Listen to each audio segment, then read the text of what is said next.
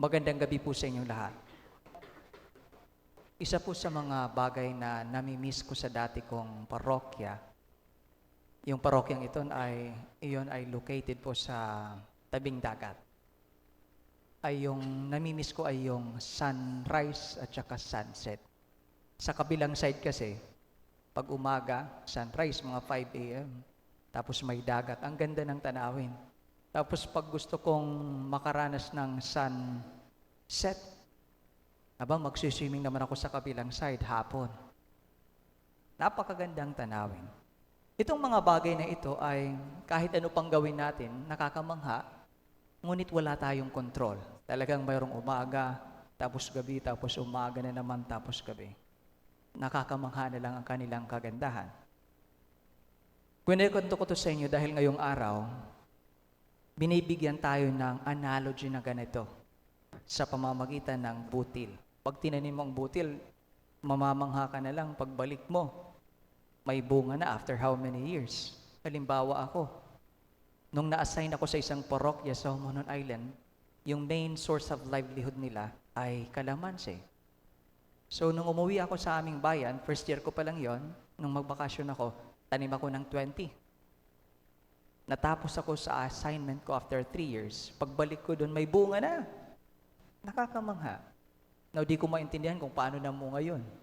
Pero it's amazing to experience. Iba ang kaligayahan na dulot ng tinanim mo, tapos nung makita mo, namunga na. Parang mga anak na bata, hindi mo mapipigilan na talagang tatanda yan. Yung mga skin nyo, hindi nyo mapipigilan yan. Kahit makailang belo pa kayo. Wala tayong control dyan. Makailang kuskus tayo niyan talaga. Pag wala nang pang-maintenance, babalik at babalik. Nature. Natural.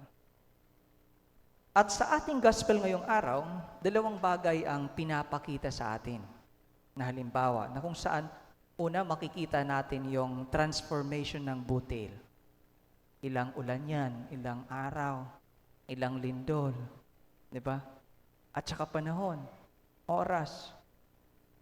From being a small seed to a big tree na kung saan pwedeng mamahay ang maraming ibon. Kahit wala naman tayong control, kahit ganun pa man, still meron po tayong part. Parang sa pananampalataya natin, sa butil, ibig pong sabihin sa salita ng Diyos, wala po tayong control dyan, pero may bahagi po tayo. Meron tayong pwedeng magawa. At tinatawag itong sa ating liturhiya ay cooperation o participation. May bahagi po tayo. May bahagi.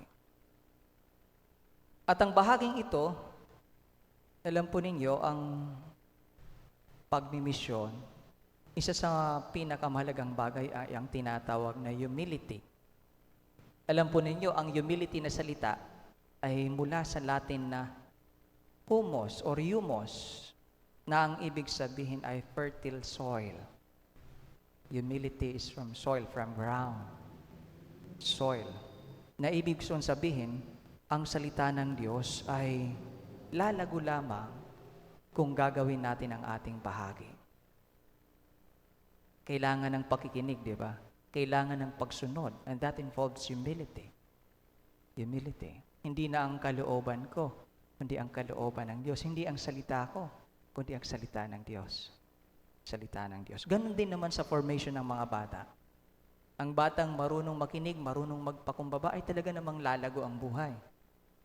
Pero ang batang, tigas ang ulo, nasa huli ang pagsisisi. Nagsisisi naman after 10 years, pero hindi na maibalik yung panahon.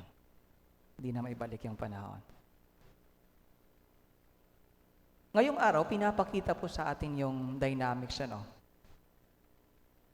Ganon din kung sa dynamic ng liwanag or growth, ganon din naman po sa dynamics ng kadiliman. Sa ating unang pagbasa, si David, tinamad si David. Hindi siya pumunta sa digmaan. Tinamad po siya. There is this saying na, evil triumphs when good men do nothing.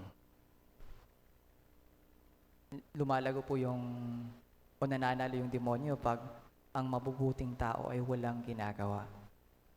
Walang ginagawa na dapat. It is my prayer na sana yung mga puso natin ay nasa puso natin ang tinatawag na little seeds of light. Maitanim nawa dyan, And sana alagaan natin and we should let it grow. Sana lumago po sa buhay natin.